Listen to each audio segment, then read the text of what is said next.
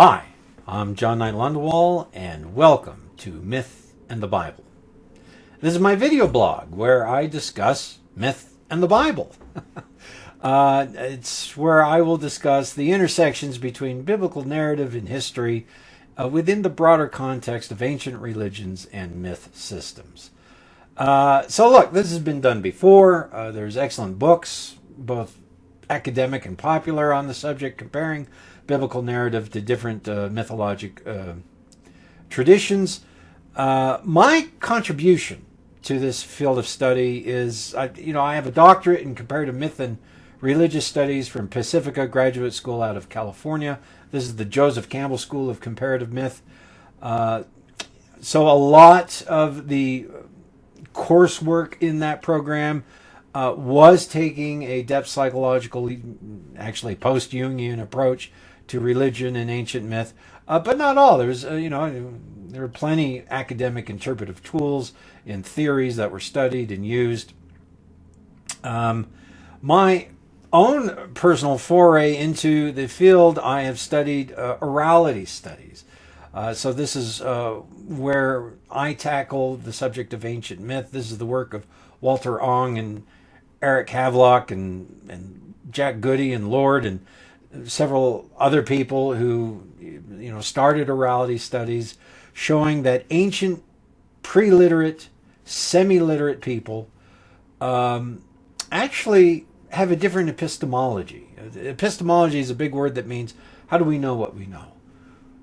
Pre-literate, semi-literate people collect, store, repeat, and transmit memories different than we do, different than literate people.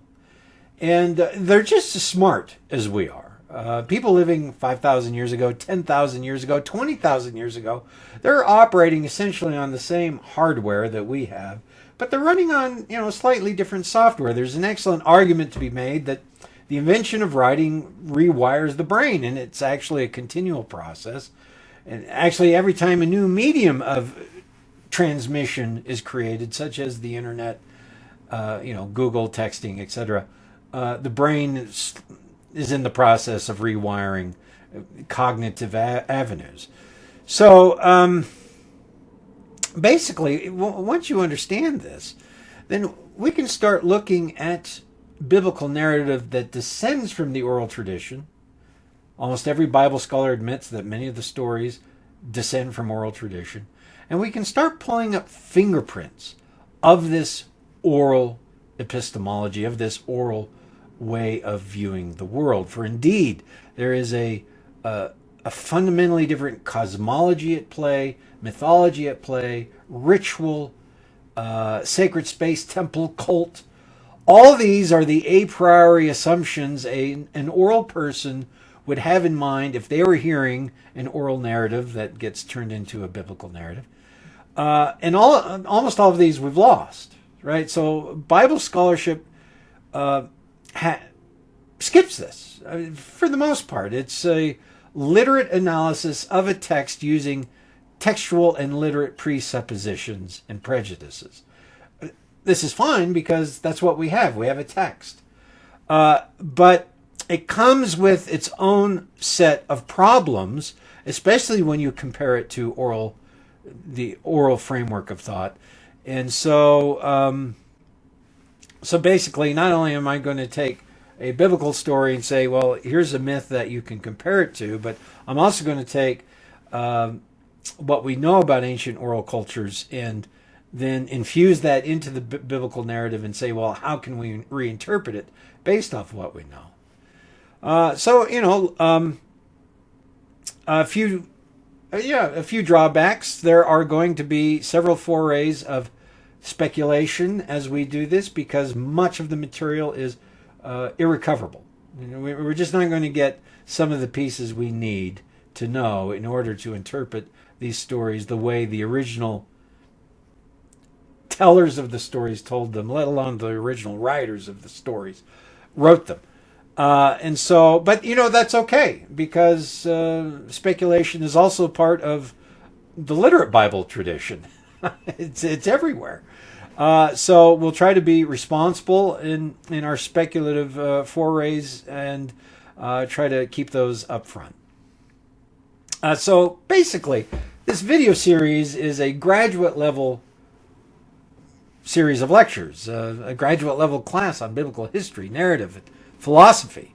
We'll use a variety of tools, a comparative approach with other religions and myths, with a critical historical approach, the documentary hypothesis, a literary approach, even a depth psychological Jungian approach. So we'll take all these tools and we'll analyze different narratives using them and see if there's, what new things we can find. All right, so just a few addendums. One, if you are a religious fundamentalist who believes that the Bible is the perfect, inerrant Word of God, this series will challenge you. I still hope that you join the ride. Like, subscribe, hit the bell, come with us, and constructively engage in the comments. Constructively, right? So I am going to challenge this viewpoint. Look, every time a text is transmitted from locale to locale, from culture to culture, let alone the transition from morality to literacy, every time there's a new avenue of transmission, there is change in the meaning of the text. And there's been several changes in the avenues of transmission. And that's not translation. Every time the text is translated from one language into another, there is a change in the meaning of the text. And this also has happened several times. And then there's the issue of interpretation. Every time the text is interpreted, it's generally interpreted using current concerns. Whatever era you're interpreting a text, you're going to interpret it using your own cultural biases. And that introduces changes in the meaning of the text. So when you're done, what does it mean to have a perfect, infallible, inerrant Word of God? In any case, it's my humble view that to hold that view is to disrespect the text and to the thousands of people who helped create it. But look, I hope to critically and respectfully contradict and deconstruct this view.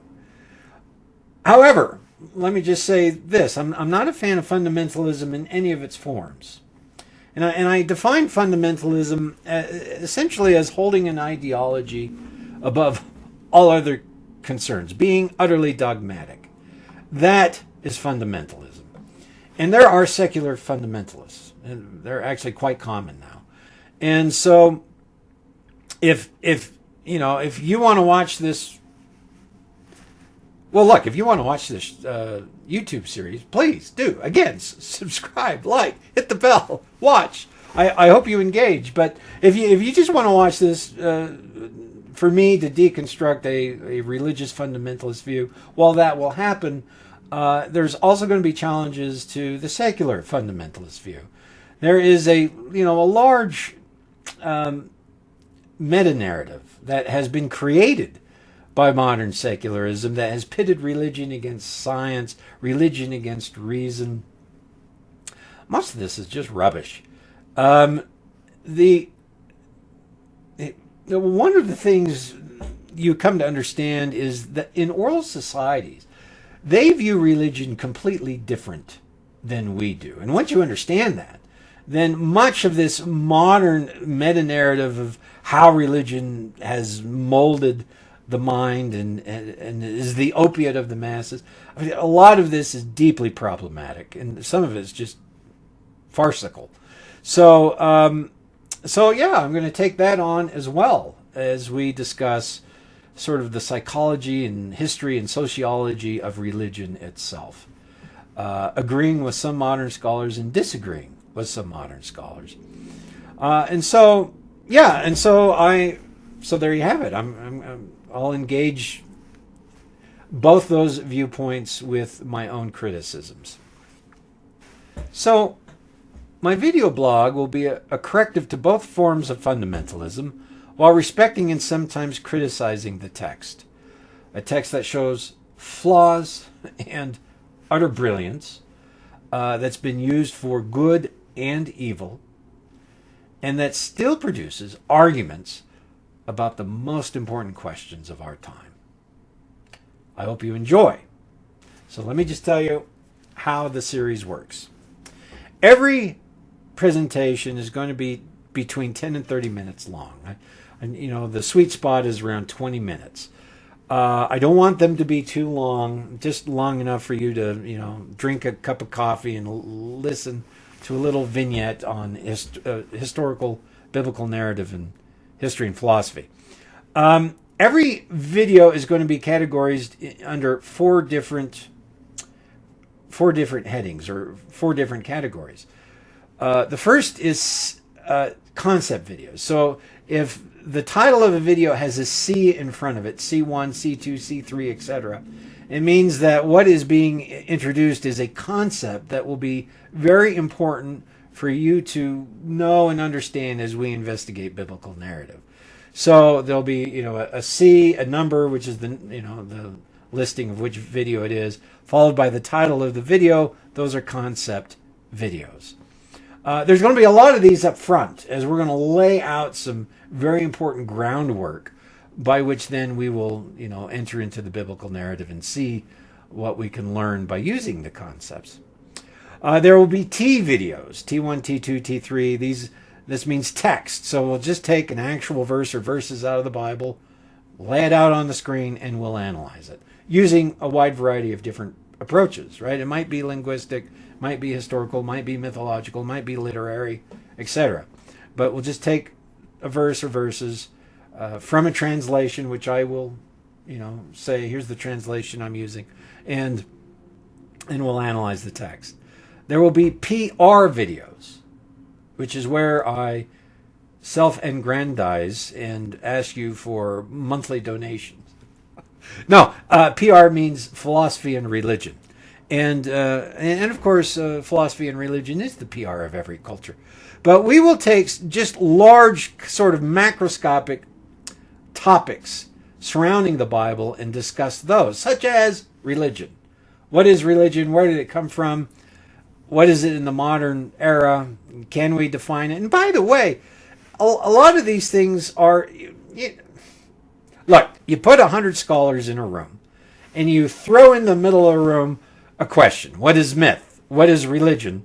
You're going to get 20 different answers and 80 corpses. So it's not as if, I am giving the definitive academic legalistic definition of these views of philosophy and religion. I'm just engaging in the topic. And again, you can agree or disagree. A lot of people will agree or disagree. In fact, the one thing I've learned is in biblical studies, disagreement is highly common, and you can argue almost anything. So we'll try to keep it rational and rooted in astute academic principles and religious principles. But so anyway, PR videos will be philosophy and religion videos. The final video category is S. So there'll be an S followed by the title. And S just means special, which is basically a catch-all for every other video that doesn't fit the other three concepts. So there you have it. I will have 4 different categories: concept videos, text videos, philosophy and religion videos, and special videos. I hope that you do like, subscribe, and join the fun. Here I am, Myth in the Bible. Let's get started.